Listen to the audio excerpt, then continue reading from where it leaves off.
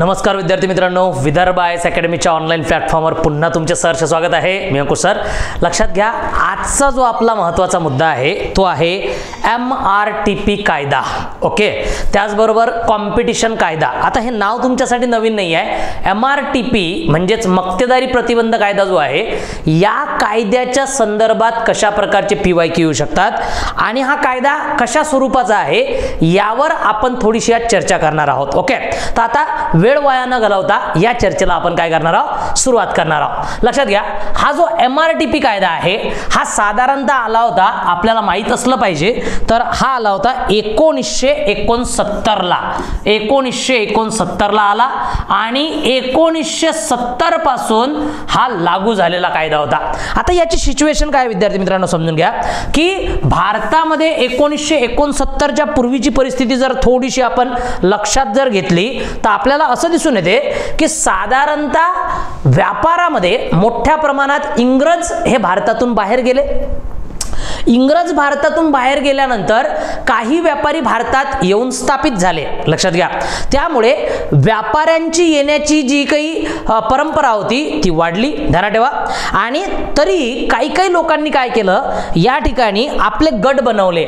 For example 1 किंवा 2 किंवा 3 अशा कंपन्यांनी जे एकच प्रोडक्ट बनवत होत्या अशा कंपन्यांनी आपले गट निर्माण केले। लक्षात घ्या। ओके, आता गट निर्माण केले तर याचा मुद्दा काय झाला समजून घ्यायचा आपल्याला। गट निर्माण केल्यामुळे ही जर वस्तू बनवणारे, आता ही A नावाची वस्तू आहे आणि ही वस्तू बनवणारे 3च कंपन्या आहेत आणि यांची सांगड घातली एकमेकांमध्ये। आपल्या भाषेत बोलायचं झालं तर यांनी या ठिकाणी गडीमत्ता केला। ओके, की आपल्याला अशा प्रकारचं या किमती, या वस्तूची किंमत आपल्याला काय ठेवायची आहे, तर या वस्तूची किंमत आपल्याला 50 वरून आता 70 रुपये ठेवायची आहे। तर यांना अडवणारं कोणीच नव्हतं। लक्षात घ्या। ओके, म्हणजे 3 कंपन्यांनी साठलोट करून या ठिकाणी एक मार्केटला पूर्णच्या पूर्ण ताब्यात घेण्याचं काम केलेलं आहे। म्हणजे एक वस्तू, आता ही बॉटल बनवणारे जे आहेत, ह्या बॉटल बनवणाऱ्या भारतात 3च कंपन्या आहेत समजा, आणि यांनी आपसातच काहीतरी डिटर्मिनेशन केलं, ठराव केले आणि एक करार केला की आपण काय करायचं, भाव एवढाच घ्यायचा, एवढाच नफा घ्यायचा। अशामुळे व्यापारामध्ये काय झालं, या लोकांनी मार्केटचा गैरफायदा उचलणे काय केलं आहे विद्यार्थी मित्रांनो, सुरू केलं। आता ही 1969 पर्यंतची अशा प्रकारची भारतात वाढणारी सिच्युएशन होती। आणि आणखी कोणकोणत्या सिच्युएशन्स होत्या ध्यानात ठेवा। आणखी एक महत्त्वाची सिच्युएशन अशी होती की कोणती वस्तू आहे त्या वस्तूची किंमत किती असावी या संबंधित मोठ्या प्रमाणात चांगल्या प्रकारचे कोणतेही निर्धारित परंपरा किंवा कायदे नव्हते। दुसरी गोष्ट, त्याचे विपणन कसे व्हावे, विपणन। आता विपणन या शब्दाचा अर्थ होतो मार्केटिंग। लक्षात घ्या। ओके, तर त्याची मार्केटिंग कशा प्रकारची व्हावी, त्याच्यावर कोणकोणत्या त्या प्रकारच्या जाहिरातीवर कशा प्रकारचे निर्बंध असावे, तुम्ही गॅरंटी देता, वॉरंटी देता, ते टेस्टिंग झालेले असतात का, अशा प्रकारे अनेक गोष्टी 1969 पूर्वीच्या होत्या। आणि त्यानंतर गरज भासली की अशा प्रकारची असलेली मोनोपॉली म्हणजेच मक्तेदारी मार्केटमधून नष्ट करण्याची, कारण हा एकाधिकारशाहीपणा आहे। आता पहा, या ठिकाणी आपल्याला पहिला एक शब्द समजून घ्यायचा आहे, तो म्हणजे काय, तर तो म्हणजे मोनोपॉली। यालाच म्हणतात मराठीमध्ये मक्तेदारी। काय म्हणतात, मक्तेदारी। आता पहा, मक्तेदारी एक ऑलिगोपॉली आणि एक मक्तेदारी, त्या प्रकारचा मोनोपॉली। मोनोपॉली हा जो शब्द आहे विद्यार्थी मित्रांनो, या ठिकाणी मक्तेदारी म्हणजे काय, एकाधिकारशाहीपणा, एकाधिकार। आता एकाधिकार म्हणजे काय, बाजारामध्ये एकच विक्रेता असणे, एकच विक्रेता असणे याला मक्तेदारी म्हणतात। आता एकच विक्रेता असेल तर तो मनासारख्या वाजवी किमती लावणार, हे सांगण्याची गरज नाही। ओके, आणि जसं पाहिजे तसं वागणार। ओके, कोणाला मला विकायचं आहे, कोणाला नाही विकायचं आहे। बायर्स मोठ्या प्रमाणात आहेत। ओके, मल्टिपल बायर्स आहेत, परंतु जो सेलर आहे तो एक आहे, म्हणून वन सेलर ज्या ठिकाणी सिच्युएशन तुमची येणार त्या ठिकाणाला आपण काय म्हणतो, त्या ठिकाणाला आपण मोनोपॉली म्हणतो, म्हणजेच मक्तेदारी म्हणतो। मग अशा परिस्थितीवर आता हे या ठिकाणी एकच झाले, पण यांनी दोघा तिघांचे गट करून जर अशा प्रकारची परिस्थिती निर्माण केली असेल तरी यावर रिस्ट्रिक्शन घालणे, प्रोहिबिटेट करणे हे अत्यंत गरजेचं होतं। आणि त्यासाठी एक महत्त्वाचा कायदा या ठिकाणी आणण्यात आला। आता तो काय होता पहा, त्या कायद्याचं नाव आपल्याला काय दिसते, मोनोपॉलिस अँड रिस्ट्रिक्शन ट्रेड प्रॅक्टिस, म्हणजेच काय MRTP, आणि आला कोण्या वर्षी 1969 ला हा कायदा आला. इथपर्यंत क्लिअर आहे. चला आता पुढे वळूया. आता या ठिकाणी काय करण्यात आलं लक्षात घ्या की यावर खूप सारे प्रश्न तुम्हाला दिसले असतील, खास करून मेन्सला खूप सारे क्वेश्चन्स आपल्याला यावर दिसतात आणि कधी कधी प्रीला सुद्धा याच्यावर क्वेश्चन दिसतात. MRTP, फेरा, फेमा, इर्दा यासारखे महत्वाचे कायदे आहेत आणि त्यातला आजचा जो आपला डिस्कशनचा पार्ट आहे तो फक्त MRTP आहे. ओके, आता पहा दत्त समिती आपल्याला या ठिकाणी दिसून येते की हा कायदा लागू करताना साधारणतः 1969 मध्ये एक समिती नेमण्यात आली. त्या समितीचं नाव होतं दत्त समिती. ध्यानात ठेवा. आता आर्थिक सत्ता काही श्रीमंत व्यक्तींच्या हातात एकवटली जावी यासाठी जाऊ नये. ओके, जावी म्हणजेच काय या ठिकाणी जाऊ नये. ओके, जाऊ नये यासाठी MRTP कायदा 1969 मध्ये मंजूर करण्यात आला. म्हणजेच आपल्याला एक गोष्ट या ठिकाणी दिसून येते की मक्तेदारी म्हणजे काय तुम्हाला कळलेलं आहे. मक्तेदारी या शब्दाचा अर्थ तुम्हाला कळलेला आहे. मक्तेदारी म्हणजे काय, वन सेलर. ओके, याला काय म्हणतो आपण, वन सेलर. अशा प्रकारे जर वन सेलर असेल आणि मल्टिपल बायर्स असतील मार्केटमध्ये तर त्याला आपण मोनोपॉली म्हणत असतो. ही वीज आहे, इलेक्ट्रिसिटी आहे. ओके, काही ठिकाणी सरकारच बनवते त्यामुळे सरकारची मक्तेदारी झालेली आहे. ओके, अशा प्रकारचा आपल्याला या ठिकाणी दिसून येते. मग अशा सिच्युएशनला रिस्ट्रिक्ट करण्यासाठी हा कायदा दत्त समितीने या ठिकाणी शिफारस केलेली आहे. म्हणून ही समिती तुम्ही वारंवार ध्यानात ठेवा. या ठिकाणी दुसरी समिती तुम्हाला करायची गरज नाही. मग त्यानुसार काय करण्यात आलं विद्यार्थी मित्रांनो, त्यानुसार उद्देश काय होता की कोणत्याही प्रकारचं केंद्रीकरण, संपत्तीचे केंद्रीकरण, ओके, म्हणजे सेंट्रलायझेशन ऑफ मनी जो आहे हा होता कामा नाही. एकाच ठिकाणी सारी संपत्ती गोळा होता कामा नये. ती जर एकाच ठिकाणी जमा होत असेल तर देशाचा विकास होणार नाही. ओके, देशामध्ये आपल्याला राज्यघटनेमध्ये सुद्धा संपत्तीचं विकेंद्रीकरण दिलेलं आहे, डिसेंट्रलायझेशन ऑफ मनी. ओके, सर्व लोकांना त्या प्रकारच्या प्रवाहात घेण्याचं काम आहे. शाश्वत आणि समावृद्धी विकास आपल्याला पाहिजे. लक्षात घ्या, समावेशी वृद्धी आपल्याला पाहिजे. त्यामुळे या ठिकाणी काय दिसते, पैशाचे केंद्रीकरण आपल्याला काय करायचे आहे, टाळायचे आहे. पैशाचं केंद्रीकरण, एका जागी पैसा जमा होऊ द्यायचा नाही आहे. हे झालं. अशा प्रकारची दत्त समितीने या ठिकाणी शिफारस केली आणि मग काय केलं, मक्तेदारी आणि प्रतिबंधात्मक व्यवसाय पद्धती रोखण्यासाठी हा कायदा काय करण्यात आला, पारित करण्यात आला. ओके, आता कधी पारित करण्यात आला, तर हा कायदा साधारणतः आपल्याला पारित करण्यात आला कधी, तर 1969 मध्ये. 2 साल आपल्याला ध्यानात ठेवायचे आहे. 1969 मध्ये पारित झाला, राष्ट्रपतींनी स्वाक्षरी केली आणि 1970 पासून हा कायदा काय झाला, तर हा कायदा काय झाला, लागू झालेला आहे, इम्प्लिमेंट झालेला आहे. ओके, इथपर्यंत आपलं ठळक आणि क्लिअर आपल्याला गोष्टी कळल्या आहेत. आता थोडंसं पुढे वळूया. ओके, चला या ठिकाणी बा हा कायदा आला.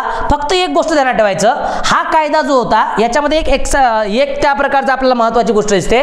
जम्मू आणि काश्मीर वगळता संपूर्ण भारतासाठी हा कायदा काय करण्यात आला होता, लागू करण्यात आला होता. याच्यामध्ये आपण जम्मू आणि काश्मीरला डिडक्ट केलं होतं, म्हणजे तो बाजूला ठेवला होता. ओके, चला त्याच्यानंतर आपल्याला हा एक महत्त्वाचा मुद्दा दिसून आला. पुढे वळूया. तुम्हाला जे मुद्दे कळले आहेत ते आपण पाहूया या ठिकाणी. पुढचा मुद्दा असा आहे आपला की या कायद्यामध्ये नेमकं काय होतं. पाहता हा कायदा नेमका काय करत होता, कशा प्रकारच्या गोष्टी देत होता, याच्यामध्ये सिच्युएशन्स कोणकोणत्या होत्या ते आपल्याला कळलं पाहिजे. आता पहा या कायद्यामध्ये एकंदरीत जर पाहिलं तर या कायद्यामध्ये काय करण्यात आलं की जे लोक अशा प्रकारची मक्तेदारी करत होते त्यांना बंदी घालण्यात आली आणि एक आवर घालण्यात आली, त्यांना एक मुचकं बांधण्यात आलं की तुम्ही अशा प्रकारच्या गोष्टी करू शकत नाही. मग आता काय करण्यात आलं, या ठिकाणी आपल्याला 2-3 गोष्टी दिसून येतात. पहा, पहिलं तर MRTP म्हणजेच काय, मक्तेदारी प्रतिबंधात्मक व्यापार पद्धती ह्या काय करण्यात आल्या, ह्या या ठिकाणी बंद करण्यात आल्या. ओके, आणि हा आर्थिक कायद्याचा एक महत्त्वाचा पण अत्यंत वादग्रस्त भाग त्या प्रकारचा होता ज्याला MRTP म्हणतात. सुरुवातीला याच्यावर वाद झाला होता. ओके, काय म्हणते 1969 मध्ये मंजूर झाले आणि त्याच्यानंतर 1 जून 1970 पासून काय झाले, लागू झाले. तर तुम्ही एक तारीख ध्यानात ठेवा, 1 जून 1970 ही तारीख ध्यानात ठेवायची आहे. त्यानंतर आणखी याच्यात सुधारणा कधी कधी झाल्या पहा, 1974 ला, 1980 ला, 1982 ला आणि 1991 ला यामध्ये मोठ्या प्रमाणात सुधारणा झाल्या. आणि खास करून ही जी 1991 ची सुधारणा आहे हे तुम्हाला पण माहित आहे, बऱ्याचशा जणांना विद्यार्थ्यांना याबद्दल आता अभ्यास चांगला वाढलेलाच आहे विद्यार्थ्यांचा. तर आपल्याला या ठिकाणी LPG हा एक महत्त्वाचा फॅक्टर दिसून येतो. Liberalisation, privatisation and globalisation. Okay, यानंतर जे MRTP मध्ये बदल झाले ते मात्र लक्षात ठेवण्याजोगते आहेत आणि अत्यंत महत्त्वाचे आहेत. त्यामुळे इथपर्यंत आपण आलो आहे की MRTPचं विधायक हे आपल्याला 1969 दिसते, लागू 1970 दिसते आणि अशा प्रकारच्या ह्या 4 याच्यामध्ये काय झालेले आहेत तर हे बदल झालेले आहेत, याच्यामध्ये अमेंडमेंट झालेले आहेत. ओके, क्लिअर आहे. फक्त एवढंच दिसते जम्मू काश्मीर आपण काय केला या ठिकाणी वगळलेला आहे. ओके, चला त्यानंतर पाहूया, हे मी क्लिअर करून घेतो. त्याच्यानंतर आपल्याला पुढचं पाहायचं आहे. पुढच्या स्लाइड सोबत आपण जाऊया की नेमका या कायद्यासोबत आणखी काय गोष्टी झाल्या पहा. साधारणतः आता हा जो MRTP कायदा आपण लागू केलेला आहे, पुढे चालून भविष्यात जेव्हा 1991 मध्ये सुधारणा करण्यात आल्या, जेव्हा 1991 मध्ये आपल्याला काय दिसते की LPG नावाचा भाग आला. कोणता भाग आला आपला? LPG नावाचा भाग आला.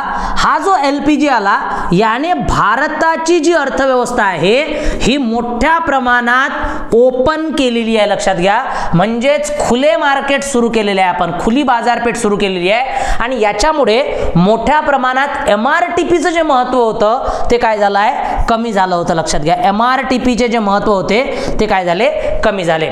त्यामुळे MRTPच्या जागी आपण एक कायदा आणला. 2002 मध्ये एक कायदा आणला होता, त्याचं नाव होतं कॉम्पिटिशन ऍक्ट. काय होतं? Competition act. आता या ठिकाणी पहा, MRTP कायदा 1969 आणि कॉम्पिटिशन ऍक्ट जो आहे हा आपला 2002चा आला. आणि अशा प्रकारे कॉम्पिटिशन ऍक्ट आल्यानंतर MRTP कायद्याचं महत्त्व थोडं काय कमी होत गेलेलं होतं. आणि अशा प्रकारे आपल्याला हे 2 कायदे बिलकुल ध्यानात ठेवायचे आहेत. पहिला कायदा कोणता? MRTP आणि दुसरा कायदा कोणता? Competition act. आता पहा फरक काय आहे.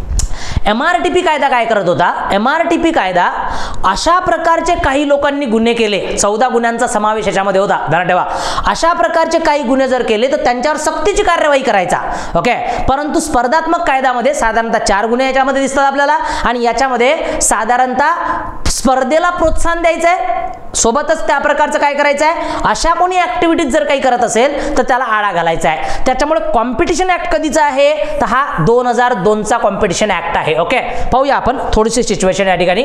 MRTP कायदा भारतात सक्रिय नाही, सध्या भारतात सक्रिय नाही. ओके, का बरं सक्रिय नाही? कारण त्याची जागा 1 सप्टेंबर 2009 रोजी लागू झालेल्या स्पर्धा कायद्याने घेतलेली आहे. पुन्हा एक तारीख तुम्हाला ध्यानात ठेवावी लागते. मी पुन्हा या ठिकाणी आलो आहे. पहा काय झालेलं आहे, 1991 ला मी काय म्हटलं होतं, LPG लागू झालं.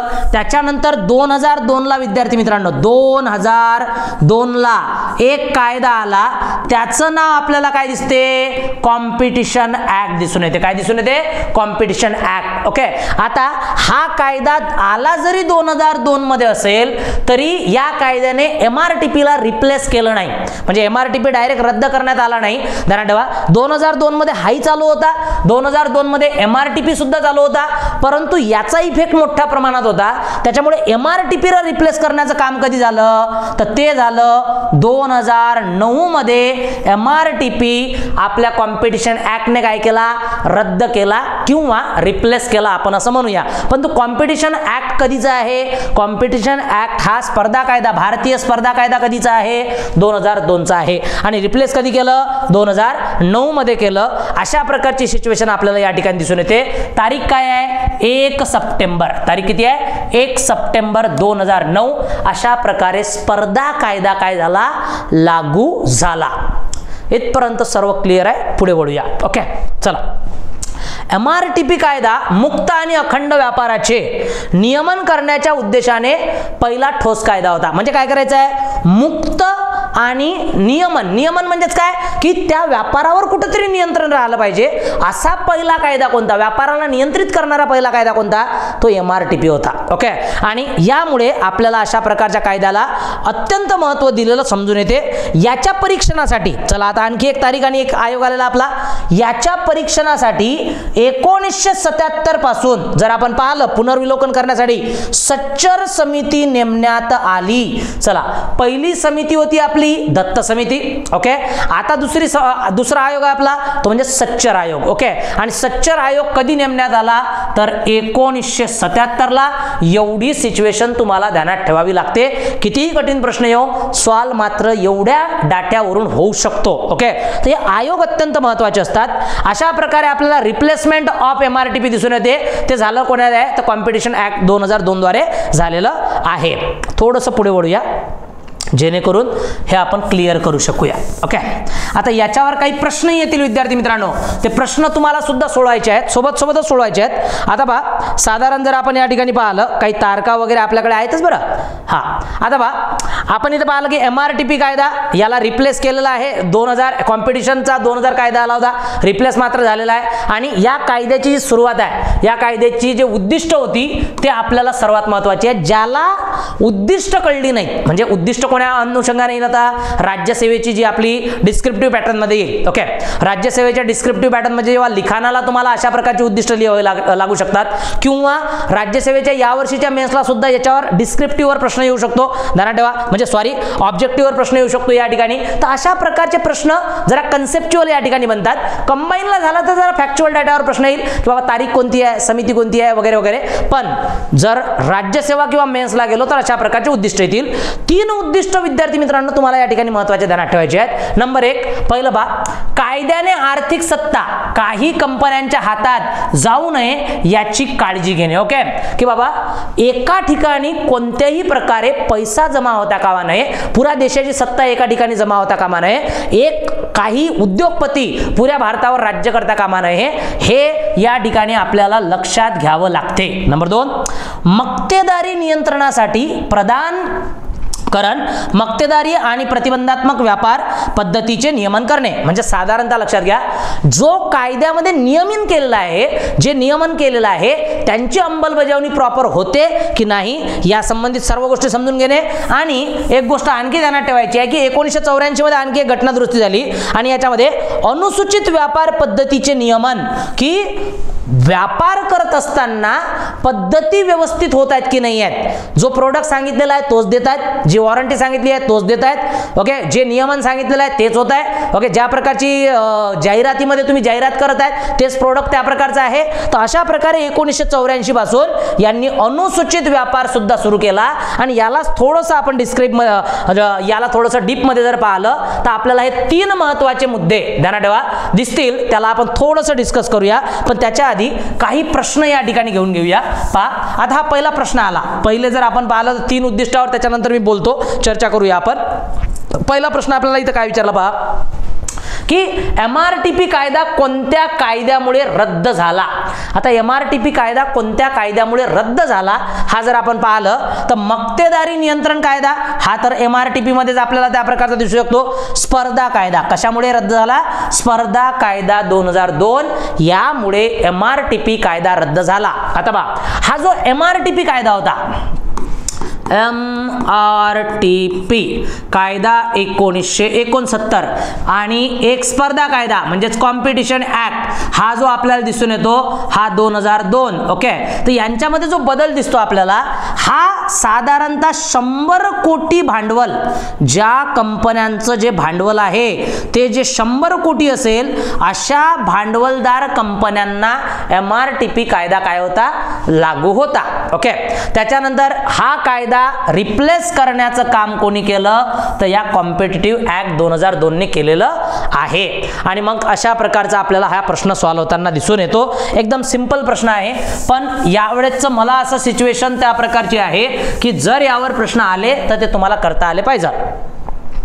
चला, समजा पुढच्या प्रश्नाकडे आणखी जाऊया आपण.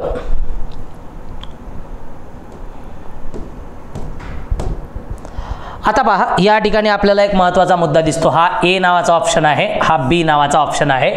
मक्तेदारी आणि प्रतिबंधात्मक व्यवहार कायदा म्हणजेच MRTP 1969 हे भारतीय स्पर्धा कायद्यांवर नियंत्रण ठेवते. ओके, हे आपल्याला एक त्या प्रकारचं दिसून येते, बरोबर आहे. स्पर्धा कायद्यांवर काय ठेवते, नियंत्रण ठेवते, बरोबर आहे. आता 1969 मध्ये अशा प्रकारची गोष्ट झाली होती, स्पर्धा कायद्यांवर नियंत्रण ठेवते असं या ठिकाणी बोललेलं आहे, लक्षात घ्या. आता मक्तेदारी MRTP कायदा व्यवहार MRTP 1900 हा भारतीय स्पर्धा कायद्यावर नियंत्रण ठेवते. स्पर्धा कायद्यावर नियंत्रण ठेवते हा सिच्युएशन मध्ये आपण बोलू शकणार नाही, ध्यानात ठेवा. स्पर्धेवर नियंत्रण ठेवते हे महत्वाची गोष्ट या ठिकाणी दिसून येते. ओके, दुसरं पहा, MRTP कायदा शिवरामन समितीच्या शिफारशीवर आधारित होता. ओके, आता MRTP कायदा हा शिवरामन समितीच्या आधारावर होता का हे आपल्याला या ठिकाणी दिसते. तर MRTP कायदा हा साधारणतः शिवरामन समितीच्या नाही तर कोण्या समितीच्या आधारावर होता, दत्त समितीच्या आधारावर होता. हे महत्वाचं आपल्याला स्पर्धेमध्ये कळलं पाहिजे. समिती आठवली पाहिजे. आताच आपण एक सच्चर समिती पाहिली होती आणि आताच एक आपण पाहिली होती ती दत्त समिती पाहिली होती. प्रश्न याप्रमाणे येतात आणि प्रश्न आपल्याला आला तर सॉल्व्ह करता आला पाहिजे. ओके, आता या ठिकाणी एक प्रश्न विचारला की MRTP कायदा 1969 मधील MRTP चे खालीलपैकी योग्य पूर्ण रूप कोणते आहे. आता पहा, money reservation trade policy act, money reservation trade practice act, monopolist and restrictive trade practice act अशा प्रकारचा मुद्दा दिसतो. म्हणजे हे जरा योग्य वाटते. Monopolist reservation trade practice act अशा प्रकारचे ऍक्ट आपल्याला दिसत नाहीत. जर तुम्हाला 3 कायदे तर बिलकुलच ध्यानात पाहिजेत. एक MRTP पाहिजे, MRTP मी सांगत आहे. एक आणखी ऐकून घ्याल, तुमच्या एक्झाम जवळ येत आहेत तर फेमा तुम्हाला फार चांगल्या प्रकारे पाहिजे आणि एक आणखी सांगत आहे एक फेरा तुम्हाला फार छान प्रकारे पाहिजे. ओके, हे 3 कायदे असतील तर समजून घ्याल तुमचा एक प्रश्न आजच बरोबर आलेला आहे, कारण यावर प्रश्न एका ना अल्टरनेट वर्षामध्ये विचारले जातात. ओके, समजा अशा प्रकारचे प्रश्न यावर तयार होत असतात आणि कधी कधी हे प्रश्न ऑलरेडी विचारलेले आहेत. आणखी पुढे काही प्रश्न असतील पाहूया आपण. पण मी आताच बोललो होतो विद्यार्थी मित्रांनो की MRTP कायद्याचे साधारणतः 3 उद्दिष्ट आहेत. ओके, आता या 3 उद्दिष्टांमध्ये ज्याला हे उद्दिष्ट समजले नाहीत त्याला राज्यसेवेच्या मध्ये त्या थोडंसं कठीण जाणार. आता पहा, 1991 मध्ये आपला एक पॉलिसी आली. नाव काय होतं सांगा बरं, LPG. काय पॉलिसी होती आपली, LPG. आता पहा, यामध्ये काय केलं आपण, काही उद्दिष्ट या ठिकाणी राखून ठेवलेले आहेत. नंबर 1 उद्दिष्ट होतं आपलं MTP. काय म्हटलेलं आहे मी या ठिकाणी, MTP म्हणजे पहा एक प्रोहिबिशन आहे. ओके, आता या ठिकाणी पहा, मक्तेदारीवादी व्यापार पद्धतीचा प्रतिबंध करणे. ओके, आता मक्तेदारीवादी म्हणजे काय, ज्याच्यामध्ये मोनोपॉली आहे. साधारणतः जे लोक एकाधिकारशाहीपणा करतात व्यापारामध्ये ती पद्धत काय करायची आहे, बंद करायची आहे. काय करायची आहे, बंद करायची आहे. अशा प्रकारे ती पद्धत आपल्याला बंद करायची दिसून येते. मग आता याच ठिकाणी आपल्याला महत्त्वाचा मुद्दा काय दिसतो, यालाच आपण इंग्लिश मध्ये काय म्हणतो ध्यानात ठेवा, prohibition of monopolistic trade practice. म्हणजे ह्या अशा ज्या काही प्रॅक्टिसेस आहेत, प्रॅक्टिसेस म्हणजे तशा प्रकारच्या घटना, ह्या ज्या काही घटना व्यापारामध्ये घडतात ह्या आपल्याला होऊ द्यायच्या नाहीत, त्याला प्रोहिबिटेड करायचं आहे. आणि म्हणून पहिला जो उद्दिष्टाचा मुद्दा आहे तो ध्यानात ठेवायचा आहे MTP. ओके, मग आता MTP. दुसरा काय दिसतो विद्यार्थी मित्रांनो, RTP. ओके, आता RTP म्हणजे काय, prohibition of restrictive trade practices. Okay, ध्यानात ठेवा, ज्या प्रतिबंधित केलेल्या प्रॅक्टिसेस आहेत, रिस्ट्रिक्टिव्ह आहेत, ज्या करायला नाही सांगितलेल्या आहेत, सरकारने ज्यावर बंदी घातलेली आहे, अशा प्रकारच्या प्रॅक्टिसेस जर व्यापारामध्ये केल्या जात असतील, ओके, तर या ठिकाणी मात्र ते सिच्युएशन वेगळी आहे. ध्यानात ठेवा, प्रतिबंधात्मक व्यापार पद्धतीचा निषेध आहे. तुम्ही कोणत्याही प्रकारची ज्याच्यावर प्रतिबंध घातलेल्या अशा काही पद्धती आहेत, फॉर एक्झाम्पल साधारणतः तुम्ही गलत जाहिरात करत असाल वगैरे वगैरे, याला आपण डिस्क्रिप्टिव्ह मध्ये घेऊया. तिसरी काय होती तर याला होतं UTP. काय होतं, UTP. आता पहा, या ठिकाणी आपल्याला दिसते की prohibition of unfair trade practice. Unfair म्हणजे ज्या अनुसूचित आहेत, ज्या अनुचित आहेत. ओके, म्हणजे साधारणतः ज्या केल्या नाहीत पाहिजेत प्रॅक्टिसेस, अशा प्रॅक्टिसेस जर तुम्ही करत असाल, या पेनाची किंमत साधारणतः जर आपण पाहिली तर आवाक्यापेक्षा जास्त ठेवलेली आहे, किंवा साधारणतः याच्यामध्ये जी क्वालिटी आहे ती जे काही तुम्ही सांगितलेली आहे जाहिरातीमध्ये ती मुळातच नाही आहे, अशा प्रकारच्या अनफेअर प्रॅक्टिसेस जर तुम्ही काही करत असाल तर अशावर सुद्धा निर्बंध घालावे लागतील आणि यासाठी MRTP कमिशन त्यांच्यावर दंडात्मक कारवाई करत असते. अशा प्रकारचं सारं सिच्युएशन ह्या 3 गोष्टी आपल्याला दिसतात. One is a MTP, second is a RTP आणि त्याच्यानंतर थर्ड आपल्याला काय दिसते UTP. अशा प्रकारची संपूर्ण उद्दिष्ट ठेवून MRTP कायदा काय करत असतो, कार्य करत असतो. ओके, चला थोडंसं पुढे वळूया. या ठिकाणी जर आपण याला थोडं डीप मध्ये जर याला अभ्यासायचं काम केलं तर आपल्याला दिसून येईल. हा प्रश्न आपण ऑलरेडी मला वाटतं हा प्रश्न राहिला आपला घ्यायचा, तो आता नंतर घेऊया. ओके, पहिले याला आपली खंत पडेल त्याच्यामुळे याला बाकी राहू देऊया.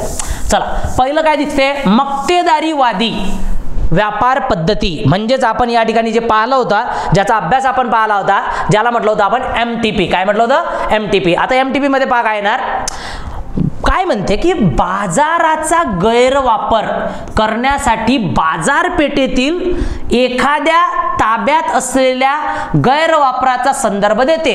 म्हणजे साधारणतः तुम्ही बाजारात एक सिच्युएशन बनवून अशा प्रकारची सिच्युएशन तयार करता की बाजारामध्ये वस्तू ह्या कमी पडतील. ओके, तिघा चौघांचा गट या ठिकाणी केला जातो आणि अशा प्रकारच्या प्रॅक्टिसेस केल्या जातात. ओके, ध्यानात ठेवा.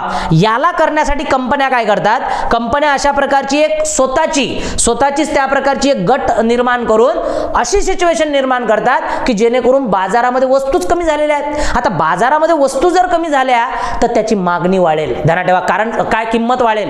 कारण आपला नियम काय विद्यार्थी मित्रांनो, ध्यानात ठेवा, एखादी वस्तू जी आहे, एखादी वस्तू बाजारामध्ये कमी पडली, बाजारामध्ये जर एखादी वस्तू कमी पडली म्हणजे बाजारामध्ये त्या वस्तूचा काय झाला, पुरवठा कमी झाला की त्या वस्तूची किंमत काय होते, वाढते. यालाच साठे बाजू सुद्धा म्हणू शकतो मी.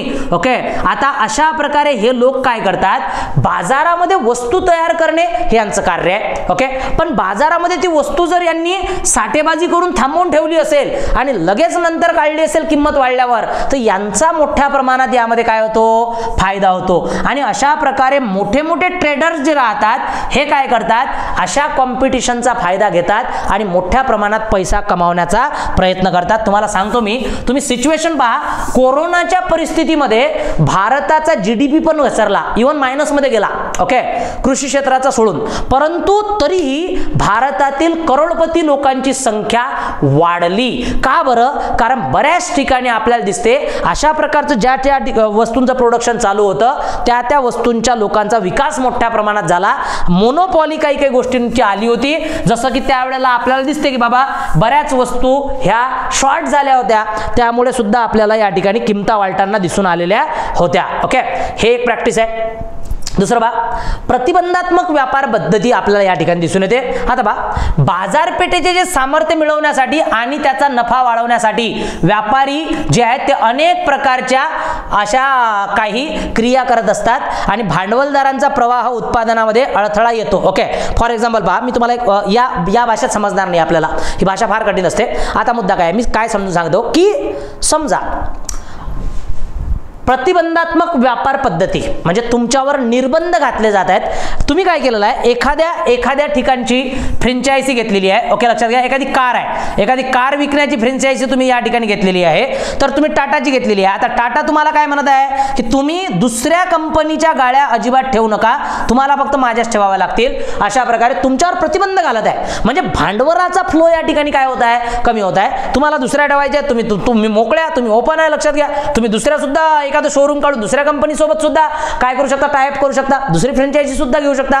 अशा प्रकारे त्या कंपनीने तुम्हाला काय केलेलं आहे, बांधून ठेवलेलं आहे की तुम्हाला आमचाच व्यवसाय करावा लागेल. ओके, असे निर्बंध जर तुमच्यावर घातले जात असतील तर इथे कुठेतरी व्यापाराला आळा बसतो आणि असा आळा जर आपल्याला टाळायचा असेल, हा भांडवलाचा आळा, हा प्रवाह काय होतो, तर हा अडथळा निर्माण करतो प्रवाहामध्ये. आणि अशा प्रकारची गोष्ट जर असेल तर याला आपण प्रतिबंधात्मक व्यापार पद्धती असे म्हणतो. आणि त्यामुळे ही होता कामा नये, हे सुद्धा MRTPचं एक महत्त्वाचं उद्दिष्ट होतं आणि ते साकार त्यानंतर झालेलं आहे. ओके, तिसरं उद्दिष्ट विद्यार्थी मित्रांनो डिस्कस करूया. Okay, just minute. अनुसूचित, आता सॉरी, या ठिकाणी आपल्याला काय दिसते की अनुचित व्यापार पद्धती म्हणजे अनफेअर प्रॅक्टिसेस ज्या आहेत लक्षात घ्या. तिसरा जो आपण पाहिला होता की अनुचित व्यापार पद्धती, चुकीनं माझ्या तोंडून त्या प्रकारचं प्रोनाउन्स होत आहे. अनुचित म्हणजे काय तर अशा प्रकारच्या उचित नाही आहेत. मालाची गुणवत्ता कमी ठेवणे किंवा त्याची शैली किंवा त्याची उपयुक्तता किंवा त्याचे मानके म्हणजे साधारणतः 1 किलो लिहिलेला आहे आणि देतात तुम्हाला 750 ग्रॅम, अशा प्रकारच्या काही गोष्टी असतील. खोटेपणा, खोटे दावे केले असतील. ओके, बऱ्याचशा ॲडव्हर्टाईज तुम्हाला दिसतात ज्या सांगतात की आम्ही एवढ्या वेळात, किंवा तुम्ही आता एक केस पाहिली असेल, रामदेव बाबांची केस आपल्याला दिसून येते, ज्यांनी दावा केला होता की या औषधीमुळे कोरोना ठीक होऊ शकतो आणि त्याच्यानंतर त्यांच्यावर आता कोर्टामध्ये केस चालू आहे कारण त्यांनी प्रोडक्टचे खोटे दावे केलेले आहेत. ओके, त्याच्यामुळे काय होते विद्यार्थी मित्रांनो, अशा प्रकारे त्यावेळेला जे कमिशन होतं त्यावेळेला MRTP कमिशन होतं. काय होतं? MRTP commission. आता काय आहे, आता साधारणतः आपल्याला एक कॉम्पिटिशन कमिशन आपल्याला या ठिकाणी दिसून येते, ज्यावर आपण पुढे बोलणारच आहोत. ओके, आता पहा, साधारणतः आपण जर पाहिलं तर तिसरं आपल्याला की प्रतिनिधी पुरेशी त्या प्रकारची चाचणी न करताच खोटे त्या प्रकारच्या हमी देणे या शब्दाचा अर्थ आहे खोटी गॅरंटी देणे, खोटी वॉरंटी देणे. अशा प्रकारच्या गोष्टी जर तुमच्या मालाच्या माध्यमातून होत असतील तर ह्या अत्यंत महत्त्वाच्या आहेत. मग त्यांच्यावर कार्यवाही होते. इवन अशा कार्यवाया मोठ्या प्रमाणात झालेल्या आहेत. 2013 मध्ये BCCI, ध्यानात ठेवा, हे संघटना तुम्ही ओळखत नाही असं नाही आहे. ओके, BCCI वर मोठ्या प्रमाणात जुर्माना आकारण्याचं काम CCI ने केलं होतं. Okay, competition commission of India याने मोठ्या प्रमाणात अशा प्रकारचं काय केलं होतं, काम केलं होतं. मोठा चार्ज लावला होता कारण यांनी एकतर्फी पद्धती ठेवल्या होत्या. ज्या IPL आहेत यांचे शेअर जेव्हा मोठ्या प्रमाणात ज्या काही साधारणतः जे काही व्यापारिक म्हणजे दाखवण्याच्या ज्या काही त्या प्रकारच्या पैसा आहे त्याचं एकतर्फी मार्केटिंग केलं होतं आणि त्याच्यामुळे जुर्माना BCCI वर मोठ्या प्रमाणात टाकण्यात आलेला होता. सेम अशा अनेक कंपन्यांसोबत केलेला आहे. ओके, रिअल इंडस्ट्रीमध्ये मोठ्या प्रमाणात केलेला आहे. अशा प्रकारचे प्रतिबंध हे घालत असतात आणि त्याला जबाबदार हा MRTP होता. 3 महत्त्वाच्या सिच्युएशन्स तुम्हाला या ठिकाणी दिसून आलेल्या आहेत. चला पुढे वळूया. आता हा प्रश्न पहा, या प्रश्नावर सारं थोडंसं तुम्हाला 2 गोष्टी कळतीलच. या प्रश्नावर काय विचारलं आहे की MRTP कायदा, स्पर्धा कायदा. ओके, बस 2च ऑप्शन आपल्याला या ठिकाणी दिसून येतात आणि एकाला आपल्याला जोड्या या ठिकाणी लावायच्या आहेत. आता तुम्हाला या ठिकाणी दिसतेच की MRTP कायदा जर आपण पाहिला तर साधारणतः MRTP कायदा कधीचा आहे आपला, तर हा आपल्याला 1969 ला अशा प्रकारचा कायदा दिसून येतो. ओके, त्याच्यानंतर जर आपण पाहिला तर स्पर्धा कायदा. आता स्पर्धा कायदा आपल्याला कोणत्या ठिकाणी दिसून राहिला, स्पर्धा कायदा आपल्याला या 2 मध्ये दिसून राहिला. ओके, त्याच्यानंतर एकाला 2 ऑप्शन्स आहेत. तर आणखी जर पाहिला MRTP कायदा काय करतो, पक्षपाती व्यापार प्रथांना काय घालतो, बंदी घालतो. आणि स्पर्धा कायदा काय करतो, स्पर्धा विषयक गुन्हे याची ख्याती दिली जाते. अशा प्रकारे आपल्याला 2 सिच्युएशन, याला जर आपण पाहिलं तर हा 1 सिच्युएशन मध्ये बसणार आहे आणि हा 4 सिच्युएशन मध्ये बसणार आहे. ओके, ब वाला. ओके, आणि हा जो बसणार आहे हा बसणार आहे साधारणतः हा आपल्याला 2 या सिच्युएशन मध्ये बसणार आहे आणि त्याच्यानंतर 3 या सिच्युएशन मध्ये बसणार आहे. तर 2 आणि 3 आणि 1 आणि 4 असं पहिलं ऑप्शन आपल्याला या ठिकाणी करेक्ट दिसून येते. म्हणून मुद्दा काय आहे विद्यार्थी मित्रांनो, साधारणतः असे जरी प्रश्न विचारले तरी आपल्याला कोणत्याच प्रकारे न घाबरता त्याचे उत्तर सॉल्व आउट करता आले पाहिजेत. ओके, चला समजा आता हा एक कायदा आहे, या कायद्याच्या माध्यमातून आपल्याला अशा प्रकारचे प्रश्न सॉल्व करायला भेटतात आणि तुम्हाला सांगतो अत्यंत कमी विद्यार्थी अशा प्रकारचे प्रश्न बरोबर आणतात कारण डाटा हा त्या प्रकारचा अनसफिशियंट असल्यामुळे अशा गोष्टी होतात. आता याला सॉल्व करण्यासाठी एक कमिशन होतं, त्याचं नाव होतं MRTP कमिशन आणि हे मोठ्या प्रमाणात एक न्यायिक कमिशन म्हणून कार्य करत असायचं. न्यायिक म्हणजे अर्धन्यायिक कमिशन आपण याला म्हणूया. याच्यामध्ये काय असायचं की साधारणतः सर्वोच्च न्यायालयाचे किंवा उच्च न्यायालयाचे जे जज असायचे हे या कमिशनचे काय असायचे, अध्यक्ष असायचे आणि त्यामधले बरेचसे सदस्य सुद्धा असायचे. आज मात्र याला रिप्लेस कोण केला आहे लक्षात घ्या. आज जर याला आपण रिप्लेस पाहिलं तर या MRTP तर रद्द झालेला आहे. MRTPच्या जागी आता आपल्याला 2002चा कॉम्पिटिशन ऍक्ट दिसतो, त्यामुळे 2009 मध्ये तो त्या प्रकारचा रिप्लेस झाला. तर मुद्दा आला त्याच्यानंतर एक आयोग जो आलेला आहे, जो आज सिच्युएशन सांभाळत आहे, त्या आयोगाचं नाव आहे विद्यार्थी मित्रांनो CCI. आता पहा CCI म्हणजे काय तर कॉम्पिटिशन कमिशन ऑफ इंडिया. तुम्ही याचं नाव नक्कीच ऐकलं असेल. तर कॉम्पिटिशन कमिशन ऑफ इंडिया काय करते, ही एक अर्धन्यायिक संस्था आहे लक्षात घ्या. आणि ही काय करते, जर अशा प्रकारचे प्रतिबंधात्मक काही गोष्टी तुम्ही करत असाल तर त्यांच्यावर कार्यवाही करण्याचं, दंडात्मक कार्यवाही करण्याचं कार्य मोठ्या प्रमाणात हा आयोग करत असतो.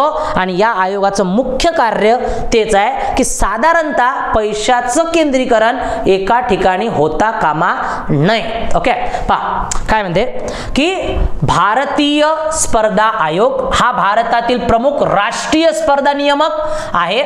कॉर्पोरेट व्यवहार मंत्रालयातील एक वैधानिक संस्था आहे, घटनात्मक नाही विद्यार्थी मित्रांनो. ओके, एक वैधानिक संस्था आहे कॉर्पोरेट जगातील. ओके, आता काय करते, स्पर्धेला प्रोत्साहन देण्यासाठी आणि भारतातील स्पर्धेवर प्रशासकीय प्रतिकूल परिणाम करणाऱ्या क्रियापलांना प्रतिबंध करण्यासाठी स्पर्धा कायदा 2002 ची अंमलबजावणी करण्यासाठी जबाबदार आहे.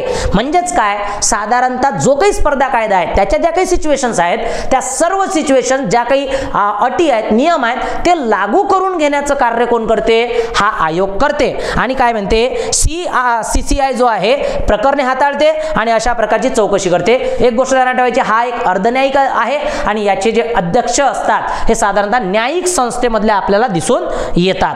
हाही एक महत्वाचा आहे. आणि अशा प्रकारे यांच्या सिच्युएशन्स आपल्याला या ठिकाणी दिसून येतात. आणि या ठिकाणी आपण याचे बरेचसे प्रश्न सुद्धा विद्यार्थी मित्रांनो पाहिले आहेत MRTPचे. एक प्रश्न आपला राहिला होता तो मी शोधत आहे.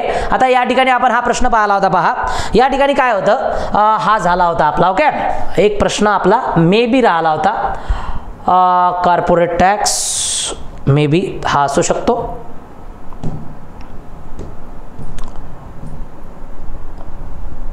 हा चला याला घेऊन घेऊया आणि मग स्टॉप करूया, कारण या ठिकाणी आपला काही मोठा कायदा नाही आहे, छोटासा कायदा आपला होता. या प्रश्नाला तेच आहे की मक्तेदारी आणि प्रतिबंधात्मक व्यापार कायदा 1969 लागू करण्यात आला. ओके, का बरं लागू करण्यात आला, पहा आर्थिक सत्ता मोजक्या लोकांच्या हातात जाऊ नये म्हणून. ओके, मला तरी असं वाटते पहिलंच उत्तर आपलं बरोबर आहे. भारी गुंतवणुकीला प्रोत्साहन देण्यासाठी नाही. ओके, हळूहळू मक्तेदारीचे नियंत्रण रद्द करण्यासाठी, मक्तेदारीचे नियंत्रण रद्द करण्यासाठी नाही. ओके, स्पर्धेला प्रोत्साहन देण्यासाठी. अशा प्रकारे हा आर्थिक सत्तेचे काय करायचे आपल्याला, एका ठिकाणी आर्थिक सत्ता केंद्रित होऊ नये म्हणून आपल्याला मोठ्या प्रमाणात काय दिसून येतो, MRTP कायदा दिसून येतो. तर विद्यार्थी मित्रांनो या ठिकाणी आपला MRTP कायदा आपण संपूर्ण पाहण्याचा प्रयत्न केला.